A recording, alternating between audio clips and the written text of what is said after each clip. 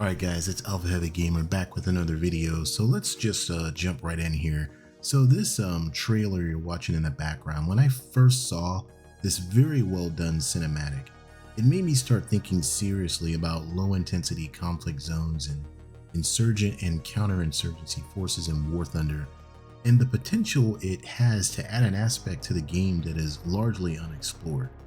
Well, sort of, because there's already equipment in the game on some vehicles that specializes in low intensity conflicts, urban warfare, counterinsurgency, that kind of stuff.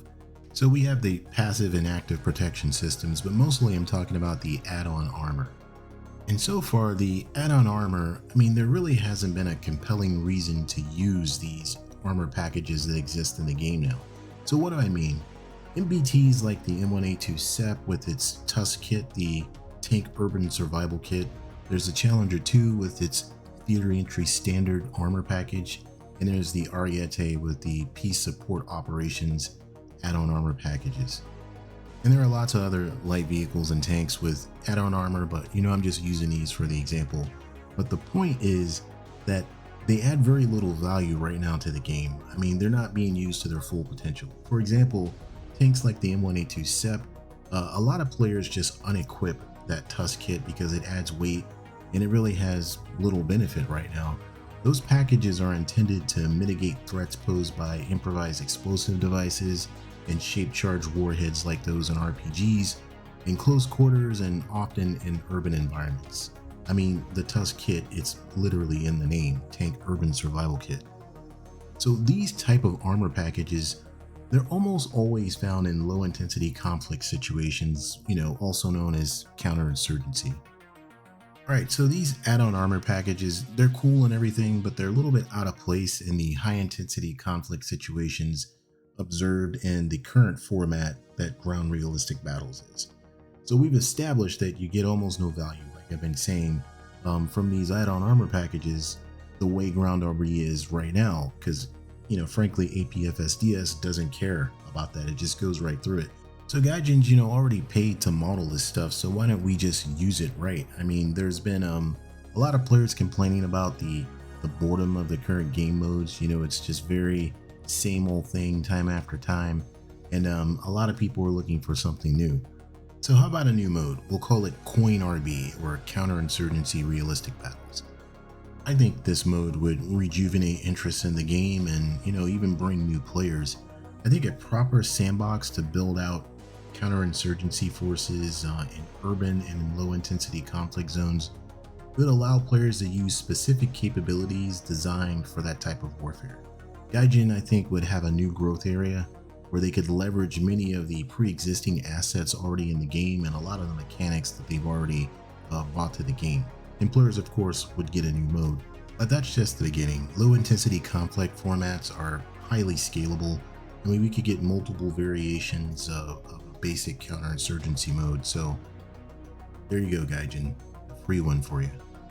So besides getting a new mode, what might a player experience? So my end state is this: imagine player versus player, or even player versus environment, with insurgent factions where you get to use improvised, like pickup trucks, with mounting heavy weapons.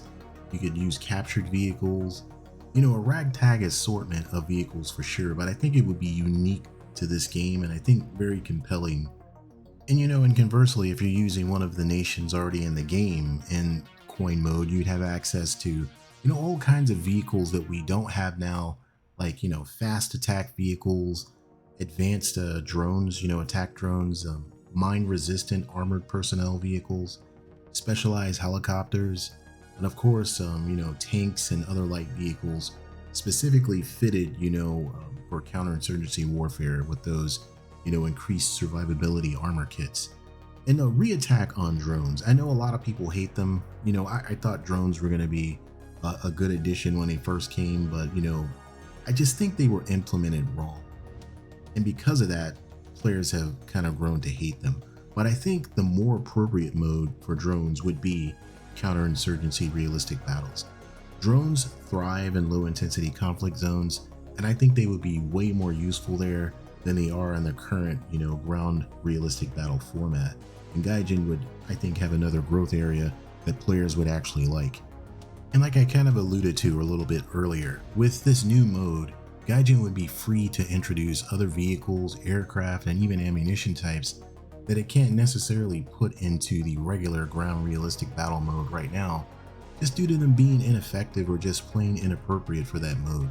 I mean, like specialist ground vehicles like I was talking about, like fast attack vehicles, and the MRAPs, Humvees, they wouldn't make much sense in conventional warfare centric ground RB mode, but they make lots of sense in a low intensity conflict or coin RB.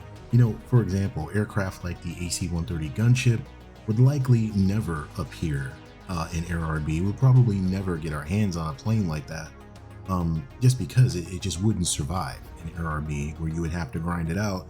And then even if you managed to get it into ground RB, right, it would be situationally overpowered, but I don't think it would survive very long, but it would fit like a glove in a counter-insurgency realistic battle mode, because of its unique function. Alright, so how would gaijin implement this mode? I mean, how would I even do it? You notice I haven't bought up infantry yet, but maybe this would be the place where gaijin could comfortably put them in. I mean, it really makes a lot of sense. Low intensity and urban warfare would be a logical place for infantry and insurgent forces. I envision a part of each nation's tech tree would, also have the appropriate vehicles for that mode, and you would be able to access infantry, specifically in coin mode. Gaijin would, be free to create insurgent factions, maybe as a separate tree with no national affiliations, or, they could go full realistic or even semi-realistic with the factions. They have a lot of creative license here. So, just to close out, admittedly, what I'm proposing is vastly different from what we're currently playing, but I think it offers a refreshing new mode with plenty of growth.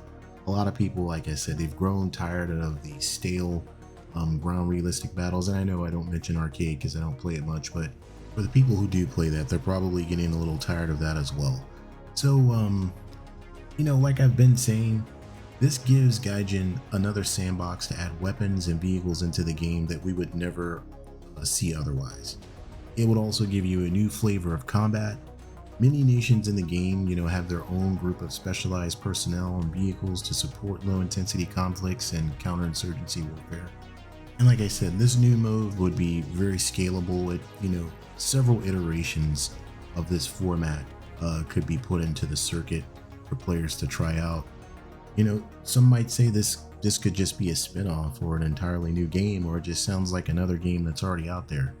And to that I say fair enough. Maybe it could be. Maybe, there is another game out there that's very similar to what I'm proposing for gaijin. But the point is, I think that would miss an opportunity to make War Thunder a more complete game. Alright guys, that's all I got for this video. Let me know what you think. Are you looking forward to some new modes? Do you wish gaijin would kind of start cranking them out, even if it was only to test, and if we don't like it, we don't like it. But I think just giving this kind of stuff a try, they never know, they might bump into something that players really like. Alright guys, thanks for watching the video. Hit that thumbs up button if you like this, and I'll see you in the future. Peace.